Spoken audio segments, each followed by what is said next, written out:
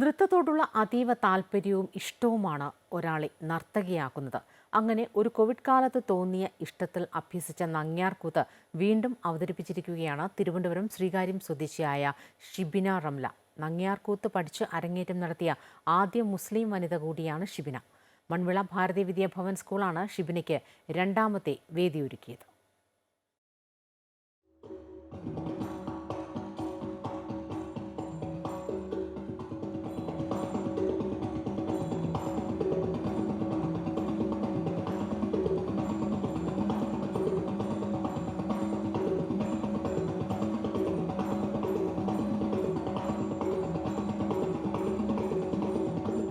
കൂടിയാട്ടത്തിന്റെ ഒരു ഭാഗമായും ക്ഷേത്രങ്ങളിൽ ഒരു ഏകാംഗാഭിനയ ശൈലിയായിട്ടും ചെയ്തു വരുന്ന കലാരൂപമാണ് നങ്ങ്യാർകൂത്ത്. നങ്ങ്യാന്മാർ മാത്രമായി നടത്തുന്ന കൂത്ത്.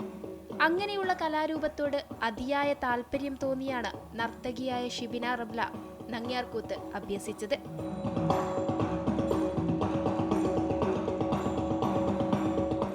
കോവിഡ് ടൈമിൽ എൻ്റെ ടീച്ചറിൻ്റെ ഒരു വീഡിയോ ഞാൻ ഓൺലൈൻ കണ്ടിരുന്നു. ടീച്ചറിൻ്റെ സ്റ്റുഡൻറ്റിൻ്റെ അരങ്ങേറ്റം ഓൺലൈൻ കണ്ടു.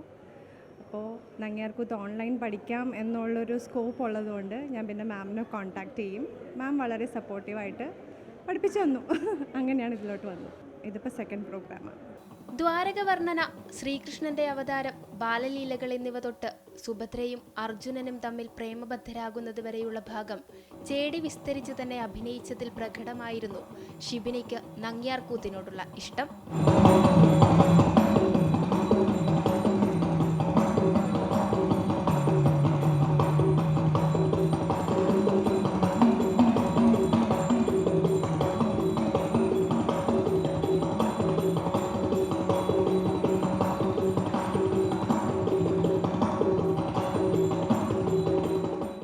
എന്നാൽ 20-ാം നൂറ്റാണ്ടിന്റെ പകുതിയോടുകൂടി ജാതിമതഭേദമന്യേ എല്ലാവരും ഈ കലാരൂപം അഭ്യസിക്കുകയും അവതരിപ്പിക്കുകയും ചെയ്യുന്നുണ്ടെങ്കിലും അധിക പേരും അത് പാതി വഴിയിൽ ഉപേക്ഷിക്കുകയാണ്.